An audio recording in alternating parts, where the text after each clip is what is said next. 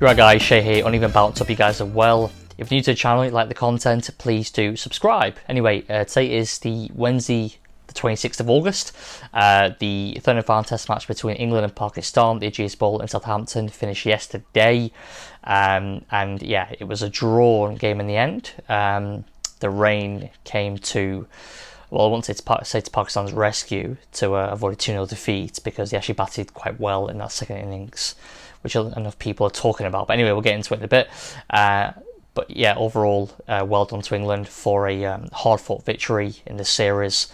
Very close. They did obviously. It's quite fair to say that England were the best team in this match, obviously. But Pakistan dug deep actually, and I think gave themselves some credit. They ended the series and some credit there. Because yeah, they dug deep, quite deep actually on the final day. There was an outside chance that England might skittle them, but obviously didn't. They were 4 down, but Babar Azam was 63 not out, which is good for him, I think, because obviously he had a couple of failures in the middle of the series there after his runs in the first test. But he's finished on a 60 not out, so yeah, good for him. But as well as he goes into the T20 series starting on Friday. But anyway, yeah, so there's a few guys to cover in this test match. I mean, let's start at the top with obviously England's batting. They obviously compiled, was it 583, I believe it was. I've got a scorecard here, 583 fate declared, with an absolutely majestic 267 from Zach Crawley, backed up by 152 from Josh Buttler. Absolutely amazing. They put on for that fourth wicket, what was it?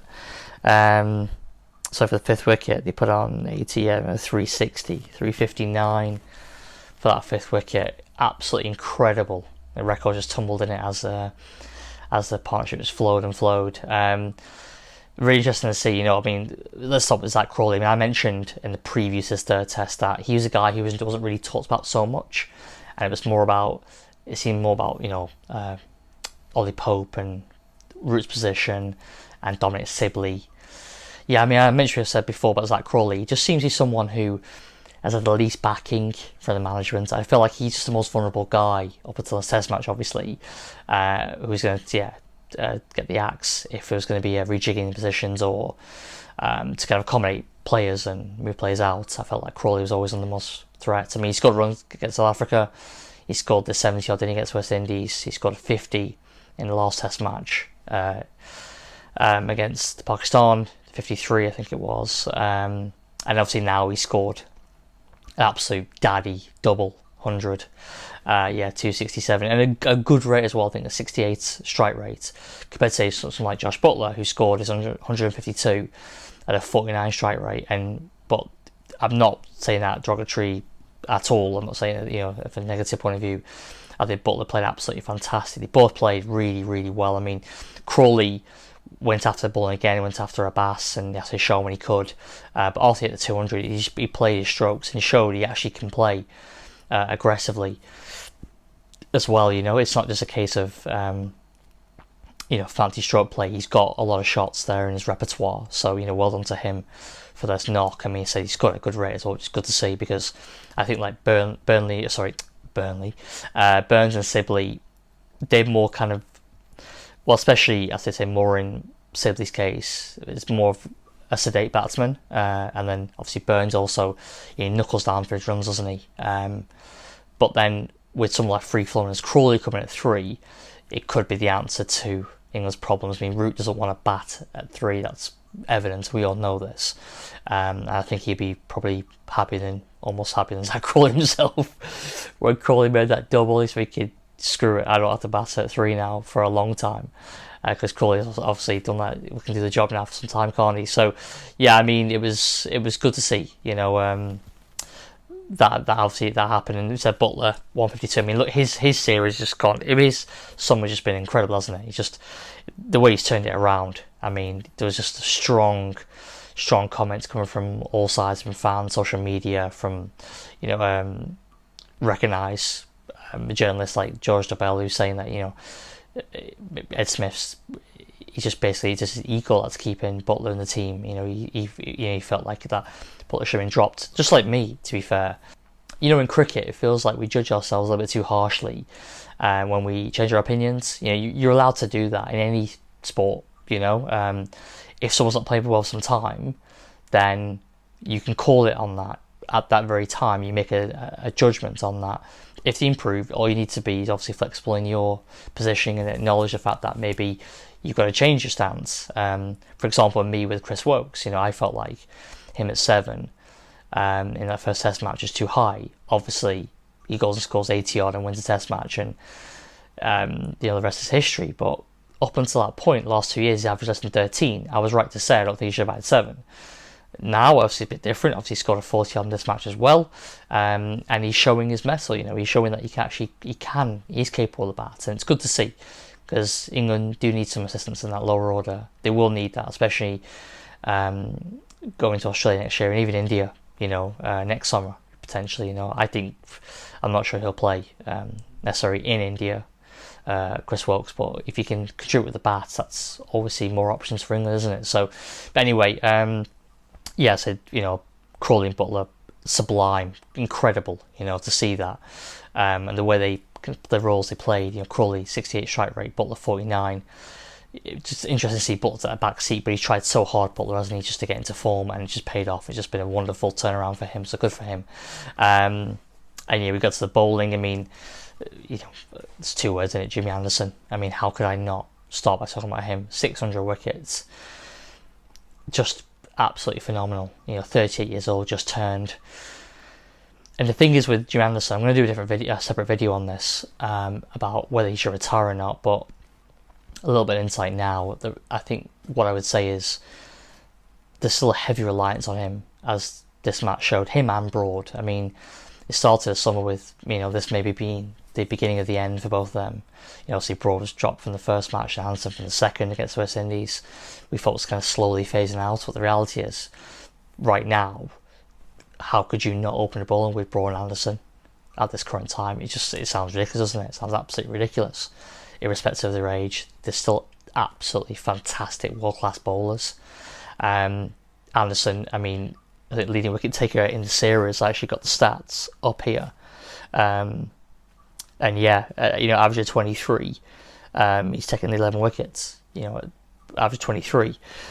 And Stuart Broad's taken 13 wickets at an average of 16, so obviously Broad's been the leading bowler in the series. That being said, Jimmy Anderson has bowled really well as well. Obviously, you've had a few more. A bit more support from his cordon. He might have took a few more wickets, but yeah, he's been fantastic. Anderson, he's bowling good pace as well. That's the interesting thing. He's actually got quicker somehow, and I think a lot to do with this is just a general overall fitness. He seems one key thing. I think one key aspect of Broad and Anderson, and I know a lot of bowlers do this, but I think to have that longevity, they've always remained in good shape, no matter how you've seen them. They've always, I think just genetically, they're lean, they've got lean kind of builds. There's not this, big muscles kind of wear and tear on the body, on the joints, on the tendons, like someone like Shannon Gabriel, for example. It looks like it could be a bodybuilder, These guys are tall, lean men, and I think that's assisted them in their longevity. I think that's not spoke about enough, actually, just their general body types, and how it's helped them. It doesn't always work that way. I must see Dale Steyn's similar kind of wiry build, and look at him, he broke down so much back in his career. And speaking of Steyn, I probably will do that video at some point. I know people are probably thinking, but I will do that kind of Anderson versus Steyn video. I think I've got some kind of comments to make on that, so I will do a proper video on that at some point. But anyway, Jim Anderson, congratulations, absolutely unbelievable 5 in this match, 29th fifer in his career. Just I can't think of enough superlatives to describe this guy, but just absolutely sensational stuff from him, and it's not going to be the last, is it? We see him, and we're going to see him next year. I'm certain we're going to see him. Whether we see him overseas for the odd test, possibly, but I'm almost certain we'll see him grabbing that new Duke's ball again next summer against India. So good to see it. Pakistan put up a good fight as well, to be fair to them, on that 5th day. There was an outside chance, wasn't there, of them getting snuffed out and then losing the series 2-0, but they battle well, so led by Babar Azam. Dominic Bess disappointing again, unfortunately, in this match. He bowled, I think, 41 overs. I think he bowled something like 41, 42 overs in total, took a wicket across the match. And in fact, actually, his stats don't read so well if I look at it. He's averaging 79 the average with the ball. 79, and he took 3 wickets at 79. And it's just, that last, Joe Root bowled him, in that last innings, didn't he? Joe Root bowled him, got the wicket there. I think it was Asad Shafiq, wasn't Shafiq, I believe, that he got out in that third innings. It just kind of tells you everything, doesn't it, really? Asad Shafiq was kind of out bowling him in that. Joe Root was out bowling Dominic Bess, and that just kind of tells you everything. I actually saw the replay of that and thought that he got him out. Yeah, it was actually, it was Asad Shafiq. Root got him out, and I don't know. I mean, he bowls so well in South Africa. He deserved to play, and I thought he would have played the whole summer, and he deserves to. Spin balls need that. He's young. He's 22 years old, or just turned 23. He needs time. He needs patience. He needs game time. He needs to be able to work on his craft, and he needs opportunity as a young spinner.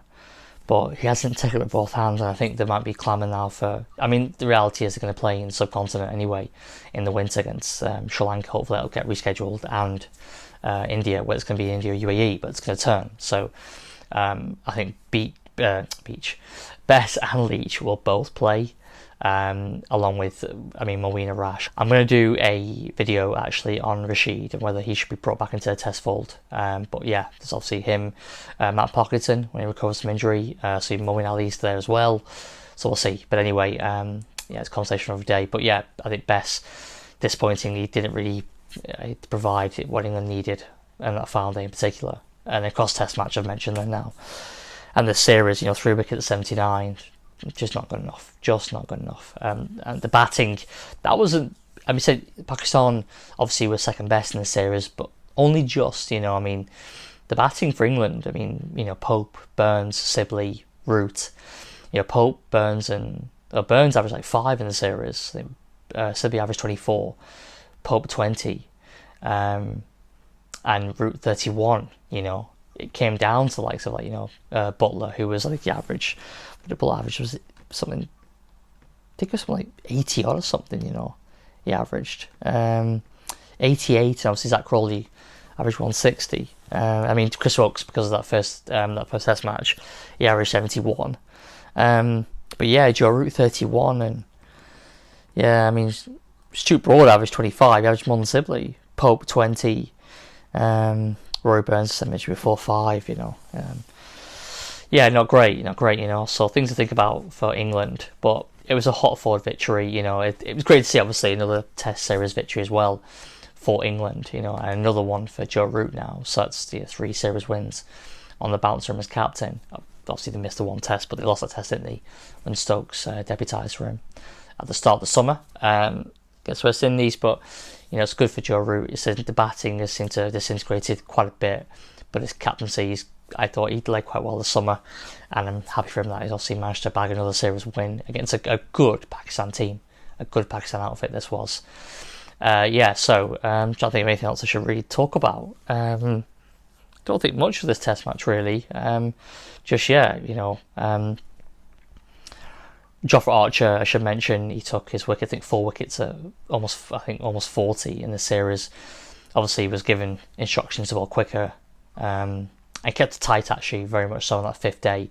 Obviously, the batting for a draw anyway, didn't leak any runs like he, not saying normally does, but he can go for a few Carney. But in this match, it wasn't the case, So, it was the jury's still out on Archer. Listen, he's still learning his trade. I do think we'll see him back in whites for the next series. I think they've got a precocious talent on their hands there, real precocious talent, and I think that he will come good. I just need to persevere with him. I do worry about Anderson. I don't worry about Anderson, obviously, of course, as I mentioned before. I worry about Woakes because of Anderson sticking around, and wonder if Wokes' ship will sail. And by the time that Anderson actually finishes, that Wokes might have already peaked. I think that we're seeing. I don't think Chris Wokes is going to get any better than what we're seeing right now. I think Anderson sticks around for the next couple of years. By the time that, because Wokes is for me is next in line for the new ball. But if Anderson sticks around, then I'm not sure that Wokes get the opportunity that he really wants. That's that new ball now, not wait for 2 years time when he's 33, 34 years old. You know, it's interesting to see how that pans out. But I think Archer will be fine. Sam Curran will come back to the team at some point as well. And yeah, obviously got people like Ollie Robinson on the sideline. So I think from a bowling perspective, you know, England have done well this series. Obviously this Test match, they've done well. Just a spinner, big question marks over the spinner, and I'd say pretty much that's it. I think you can get a solid spinner. You know, Leach averaging around 30 odd, just around 30 with the ball, 29-30 with the ball. Right now, you definitely take it. Best that it goes. So I think we'll see Leach maybe become the primary spinner potentially in the subcontinent in the winter. We'll see. Anyway, guys, that's it from me. I'm just going on now. So yeah, if you enjoy the content, do let me know if you like the video. That'd be great. If you've got a comment on this series, I'm getting some comments trickling through now, which is fantastic. So yeah, if you've got any kind of input into the video, into the test match, into the series, do put it down below. I'd love to read more comments. I do reply to everyone, so yeah, I'd love to have a chat with you guys who are out there watching this vid. If you like the content, do subscribe as well. Do share it with anyone you think might find the video of interest. And yeah, hope to see you on the next one. All right, cheers.